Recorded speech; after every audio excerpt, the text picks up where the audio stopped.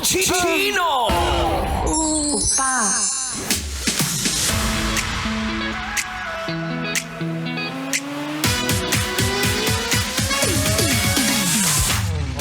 Sa panahon ngayon, nakaliwat ka na ng tikiman na walang label. Diba? Ang daming ganyan, kaliwat kanan, ang lokohan, kaliwat kanan, ng relasyon na hindi na sila masaya. Aminin. Utang na loob, mahal. Lunukin mo na lang. Lunukin ang pride. Diba? Lunukin mo na lang yung pride para ikaw ay mag-road to forever na. Anyway, mahal.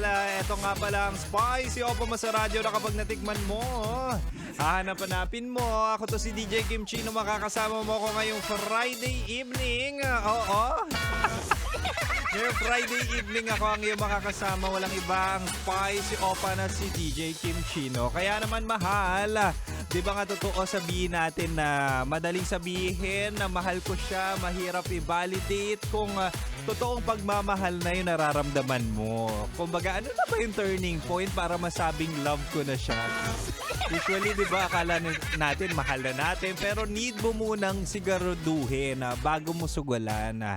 Kaya naman tonight sa ating Chinitox, usapang pag-ibig mula sa Spicy Opa ng buhay mo.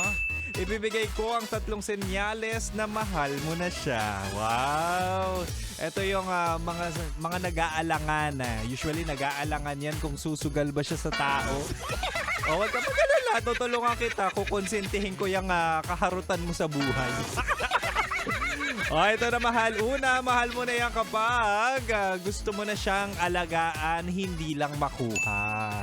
Uy, very crucial to Minsan 'di ba, hindi lang yung physical o fun ang habol mo sa tao, kundi yung genuine care.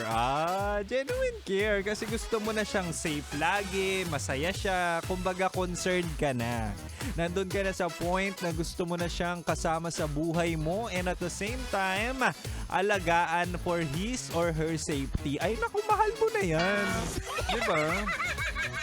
Kumbaga well-being na nung tao yung iniisip mo at syempre lumalagpas ka na sa sarili mong pangangailangan. Usually, 'di ba, ang love hindi lang lagi kung ano yung makukuha ko, kundi kung ano yung makukuha at pwede kong ibigay dun sa minamahal ko.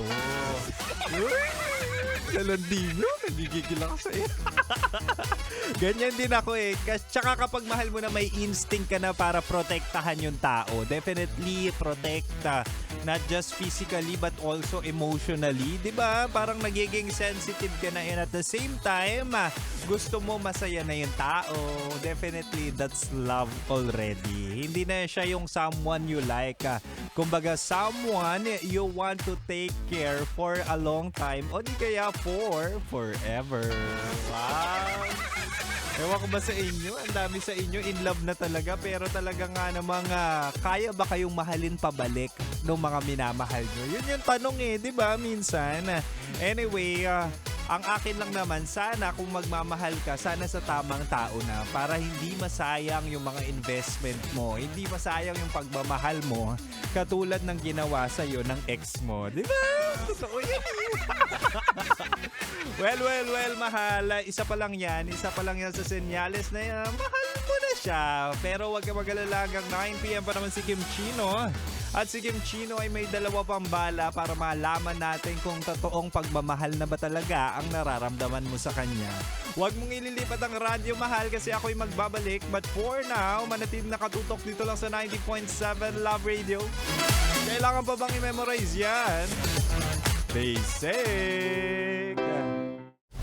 Metro's #1 Love Radio. 'Basic!